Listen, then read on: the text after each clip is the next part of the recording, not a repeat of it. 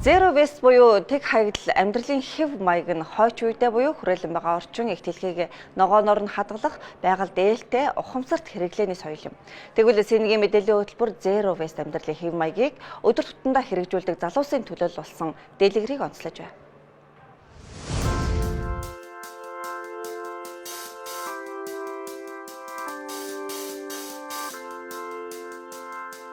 За намайг дэлгэр гэдэг сүүлийн 1 жилийн хугацаанд яг Zero waste гээд хог хаягдлгүй амьдралаар амьдарч байгаа. Одоо бид ерөнхийдөө үндсэндээ 5 гишүүнтэй. За тэгээд бусдаар яг сайн дурын 20 гишүүнтэй байгаа.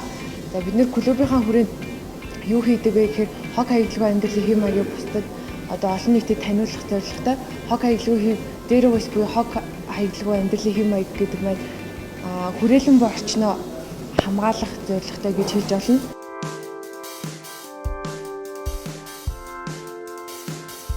Монгол орны төлөв байдлын судалгаагаар нэг өрхийн 47-оос 50% нь болохоор хүнсний хог хаягдал гэдэг юм байна.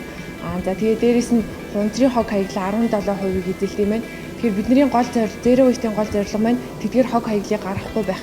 Би өдөр тутамдаа за одоо ингэ дэлгүүр ороод ус авлаа гэж бодоход би пластик ботлонд биш өөрийнхөө усны савнд би өглөө гэрээсээ гарахдаа устай явж явна гэсэн. За яагаад вэ гэхээр тэрхүү хунзар савыг үйлдвэрлэхийн тулд нүүрс хүчлийнхийг ялгарч байгаа.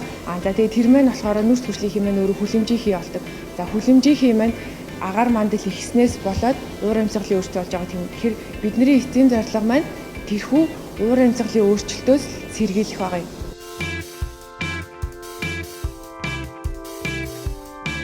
Бид нэр хунзрыг ингээд үйлдвэрлэхийн явцад нүүрс хүчлийнхий ялгарлаа. За тэгээд тэрийг хунзар маань өөрөө байгаль шингэхгүй 400-аас 500 жил болдог. Тэр нь хөрсөндөө шингэхгүй гэсэн шингэсэн байсан ч гэсэн ийм жижиг хэмжээтэй микропластикууд болдог байл та. Тэгэхээр тэр нь цаашлаад хөрсөө гүний усаа бохирдуулдаг. Дээрээс нь агаар зүгээр ингээд газарт хаягдахдаа бас агаар мантлыг бохирдуулж идэг байна. Zero waste гэхээр заавал нэг тийм сургалтанд хамрагдах шаардлагагүй хүн зүгээр өөрөө яг жоохон судалгаа хийхэд л хангалттай гэсэн. Zero waste-д зориулсан юм гэж бол байхгүй. Тэр чинь маань өөрөө юу гэсэн үг гэхээр хаасайгүй л одоо жишээлбэл усны савд байгаа тий халуунаа барьдаг аягнууд байгаа. Яагаад би ингээд хогоо баг гарахгүй гэдэг. Заавал ингээд нэг л өдөр бүх ингээд хогийг гарахгүй болчихно гэсэн үг биш шүү дээ. Баг багаар шат амжилтаагаар за би энэ 7 хоног ийм сартаа усандаа авахаа болчих би ингээд өөрийнхөө усны сартаагаа болчих би дараа 7 хоногт ямарваа нэгэн одоо нэг удаагийн хоол захиалж авлаа хэднийг удаагийн халбах цэрэнүүд хэрэглэхээ болчих би өөрөө халбах цэрээтэйгээ явж игээд баг багаар шат амжилтаагаар л явдаг гэсэн. Тэгээд ерөнхийдөө ингээд нэг ахиад явчаар сүүл рүүгээ ерөнхийдөө бол нэг дуртай болоод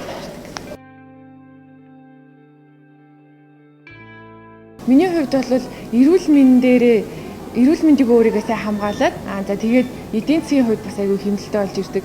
За жишээлбэл өмнө нь ингээд маш олон төрлийн амттан иддэг байсан бол би тэр амтнаас гарах одоо галууртнаас нь хаягдал болохоос сэргийлэхийн тулд би амтнаас татгалзаж явах. Тэгэхээр чихэр чинь ингээд их хэмжээгээр идэх юм бол хүний илгийг өглөөлн таргалуулна ингээд сөрөг нөлөөтэй шүү дээ. Тэгэхээр би тэндээс нэг талаасаа эрүүл мэндийг хамгаалж ийн гэсэн үг.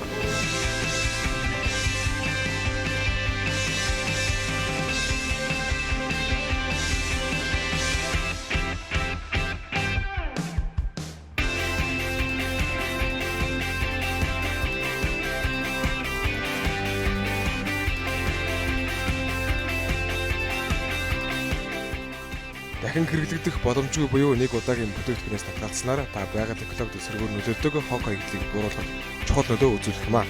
Та яг одооноос эхлээд удиршаад үзээрэй.